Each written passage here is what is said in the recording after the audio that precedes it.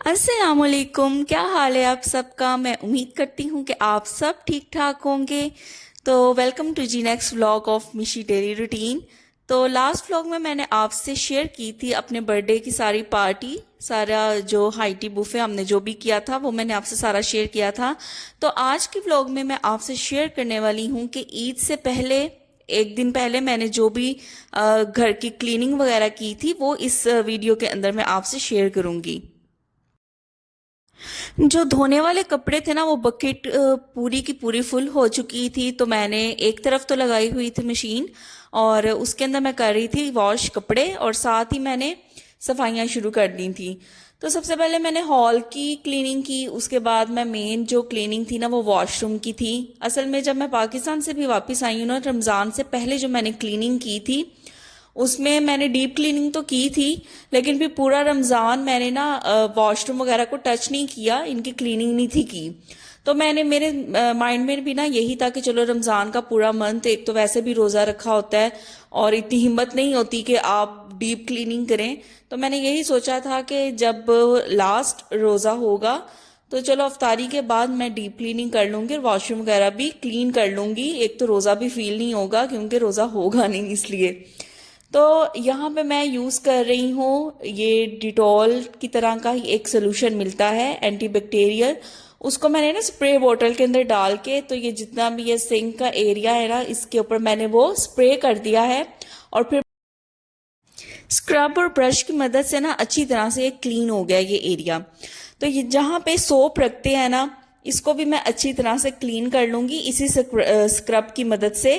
और मिरर के ऊपर ना पहले मैं ग्लास से पानी डालूंगी और फिर मैं असल में इस तरह करती हूँ कि टिश्यू पेपर लेके ना जब ये सारा क्लीन हो जाएगा तो इसको ड्राई मैं करती हूँ टिश्यू पेपर से, उससे बहुत अच्छा क्लीन हो जाता है और पानी के जो थोड़े बहुत स्पॉट्स होते हैं ना वो भी इसके ऊपर नहीं रहते शीशे के ऊपर। तो अगर आप भी मिरर को क्लीन करना चाहते हैं ना तो इस तरह पानी से एक दफ़ा उसको अच्छी तरह से वॉश करके तो उसको ड्राई आप टिश्यू पेपर से करें तो बहुत अच्छा स्पॉटलेस हो जाएगा। उसके बाद आ जाते हैं फ्लश की तरफ।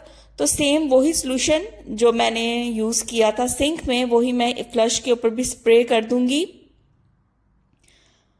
बस अच्छी तरह से जो भी ईच एंड एवरी कॉर्नर होगा उसको मैं अच्छी तरह से इससे स्प्रे कर दूंगी।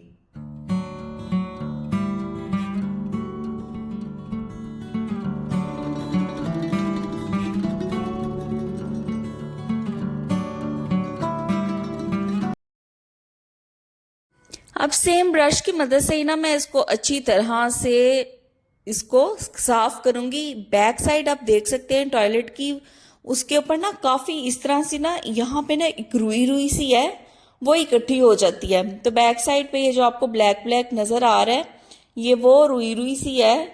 और पीछे बैक साइड पे ना वैसे गंद भी काफी इकट्ठा हो जाता है, तो पूरा रमजान भी इसकी डीप क्लीनिंग नहीं हुई तो इस वजह से ये गंद आपको नजर आ रहा है। तो बस अच्छी तरह से जहां जहां पॉसिबल हो सकता है वहां वहां पे मैं ब्रश की मदद से इसको अच्छी तरह से साफ कर लूंगी।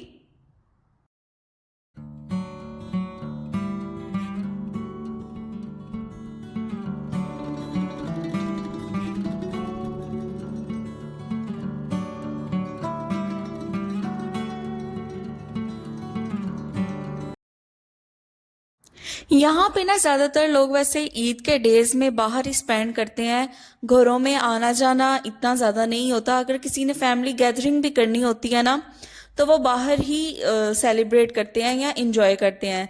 लेकिन मेरा मेन पर्पस क्लीनिंग का यही था। जाहिर है यहाँ पे भी किसी ने इतना आना जाना तो है नहीं, हम लोग भी बाहर ही ईद के डे स्पेंड करेंगे। लेकिन जस्ट वो ये था कि रमज़ान पूरा फ्री होने के बाद तो लास्ट रोजे में अफ्तारी करके मुझे ये टाइम मिला था कि चलो रोजा भी नहीं, तो वॉशरूम्स क्लीन होने वाले बहुत ज्यादा थे, इसलिए मैंने फिर सोचा कि इनको मैं क्लीन कर लूं। वरना जो ईद के डेज हैं वो कम ही लोग यहाँ पे एक दूसरे के घर आते जाते हैं।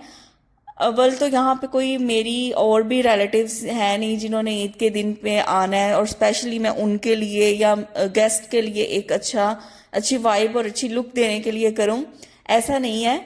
जस्ट मुझे ये क्लीनिंग करनी थी, मैं जस्ट रमज़ान के ख़त्म होने का वेट कर रही थी।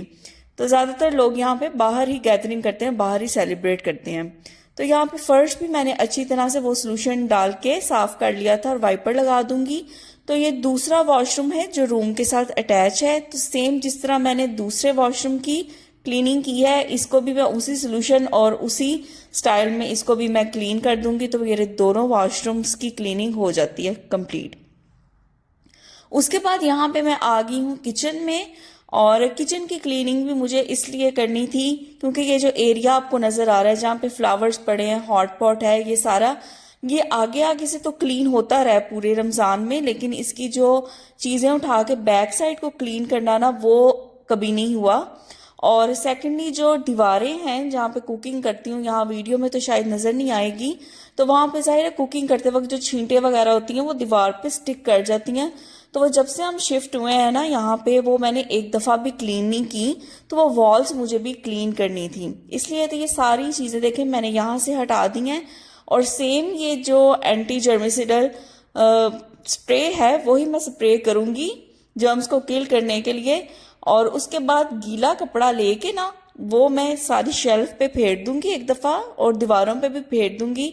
तो ये अच्छी तरह से ना क्लीन हो जाएगा, और इसकी स्मेल भी जो भी इस एरिया में है वो भी खत्म हो जाती है और अच्छी सी ये खुशबू आने लग जाएगी।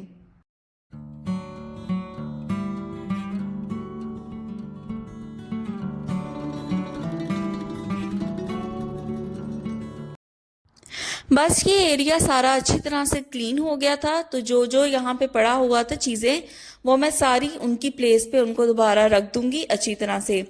और कुछ चीजें यहाँ से मैंने उठा के ना तो ऊपर वाले कैबिन में मैंने रख दी हैं, तो वो यहाँ पे ही ठीक है क्योंकि शेल्फ इस तरह बहुत कंजेस्टेड हो जाती है और हर चीज फिर इधर ही हम रखते जाते हैं। तो उसके बाद मैं कर लूंगी स्टोव को क्लीन।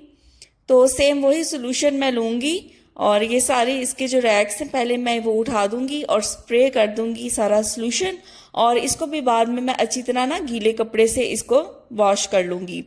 अब ये स्टोव के पीछे की जो वॉल है ना, असल में ये ज्यादा गंदी है क्योंकि मैंने ये एक दफा भी वॉश नहीं की, साफ नहीं की। जब से हम शिफ्ट हुए हैं तो वो जो भी खाना पकाओ तो उसकी छींटे वगैरह यहाँ पे पड़ी हुई हैं। तो इसको मुझे वॉश साफ करने में ना थोड़ी प्रॉब्लम हुई थी, ज्यादा स्क्रब करके मुझे ज्यादा जोर लगा के इसको करना पड़ा था क्योंकि काफी अरसे से ये तकरीबन नहीं साफ हुई। तो देखे स्प्रे मैंने सारा कर दिया है। अब सेम उसी तरह मैंने ना ये गीला कपड़ा ले लिया है, और इस गीले कपड़े से मैं सारा स्टोव क्लीन कर लूंगी।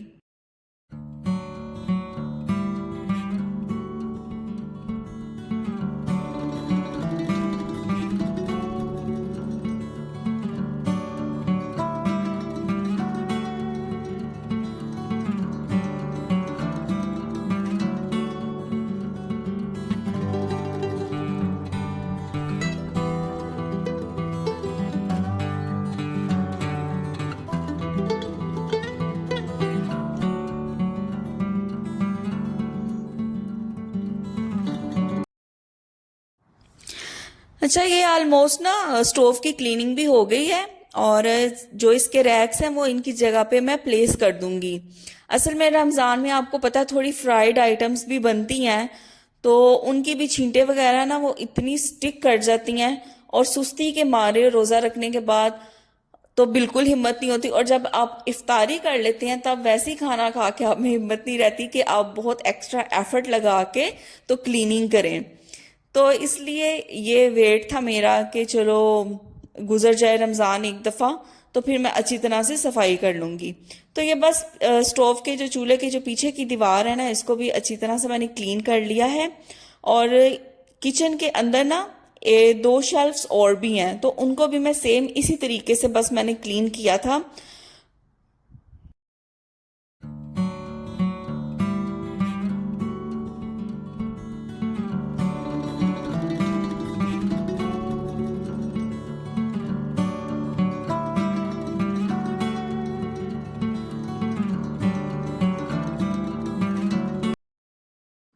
किचन की सफाई से फ्री होके मैं रूम में आ गई थी, और फटाफट से ना मैंने बेड बना लिया। और ये बेड बनाना मुझे इतना बुरा लगता है, पता नहीं क्यों। मुझे एक वो किसी काम से आपको चिढ़ होती है ना, तो मुझे इस काम से बहुत चिढ़ है कि बेड बनाओ, बेडशीट ठीक करो, रज़ाई ठीक करो, पिलो सेट करो, तो मुझे ना इस काम से बहुत चिढ़ चढ़ती है। तो बहरहाल करना तो आपको पड़ता ही है, चाहे आप 2 घंटे बाद करो, एक दिन बाद करो, एक हफ्ते बाद करो, करना आप नहीं है। तो बस ये रूम की भी मैं अच्छी तरह से ना सफाई कर लूंगी। एक दिन भी यहाँ पे मैं सफाई ना करूँ तो एक गंद इकट्ठा हो जाता है।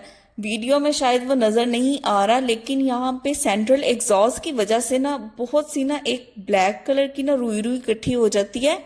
तो वो एक दिन भी आप क्लीन ना करो तो नेक्स्ट डे आप करो ना क्लीन, तो वो ऐसे लगता है कि जैसे आपने पूरा वीक क्लीनिंग नहीं की। तो इसलिए यहाँ पे रोजाना ही सफाई करनी पड़ती है। तो रूम की क्लीनिंग भी हो गई है, और रूम की क्लीनिंग के बाद मैं आ गई थी मेन एंट्रेंस पे, जहाँ पे जो हमारे फ्लैट का डोर है। तो उस एरिया को भी अच्छी तरह से मैं कर लूंगी क्लीन। बस क्लीनिंग क्लीनिंग क्लीनिंग, आज के व्लॉग में आपको यही देखने को मिलेगा, क्योंकि ये व्लॉग है क्लीनिंग का है।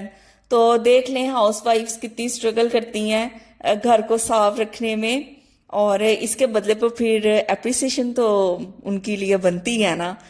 तो ये सारे हस्बैंड्स भी अगर किसी के देख रहे हैं तो उनको भी मेरी तरफ से ये एक मैसेज समझ लें कि देखें आपकी वाइफ्स आपके घर को साफ रखने में कितनी एफर्ट लगाती हैं। तो दिल से उनके लिए शुक्रिया के कुछ अल्फाज आप अदा कर दिया करें, तो वो इसी में बहुत ज़्यादा हैप्पी हो जाएंगी। अच्छा जी, तो मेन एंट्रेंस की क्लीनिंग करने के बाद मैं अब डोर्स वगैरह की क्लीनिंग कर रही हूँ। यानी जहाँ पे भी डोर हैं और ये वुड का वर्क आपको नजर आएगा ना, तो इसकी भी मुझे क्लीनिंग करनी थी। असल में ये बहुत ज्यादा ना डस्टी हुआ था, मिट्टी इसके ऊपर ना नजर आना स्टार्ट हो गई थी। तो ये मैंने पाकिस्तान से वापस आके भी मैंने ये क्लीन नहीं किया था। तो ये मैं लगते हाथ मैंने कहा चलो ये भी क्लीन हो जाए, क्योंकि ये अब ना बहुत ज्यादा इसके ऊपर ना मड नजर आती थी। तो बस ये शू रैक के ऊपर जो मैंने मैट बिछाया था, आपने देखा होगा मेरा व्लॉग, बस उसको साफ किया है। और ये बाहर शूज पहनने के लिए ना रखी है मैंने चेयर, उसको क्लीन कर लिया है। और ये है ड्रॉर्स, इनको क्लीन कर लूंगी। और ये एलसीडी पड़ी है, इसको भी क्लीन कर लूंगी। ये चलती ही नहीं है, असल में तो हमने रूम में न्यू लगवा ली है, ये चलती ही नहीं है, लेकिन इसको भी शायद हम सेल कर दें या किसी को दे दें। तो बस ये था मेरा आज का क्लीनिंग का व्लॉग ईद से पहले। इसके बाद मैं आपसे ईद के व्लॉग भी शेयर करूंगी, तो मेरे चैनल पे बने रहिए। अगर वीडियो पसंद आए तो इसको लाइक करें, कमेंट करें, शेयर करें। अपनी दुआओं में बहुत याद रखिएगा, और टेक केयर। अल्लाह हाफिज, मिलते हैं नेक्स्ट वीडियो में।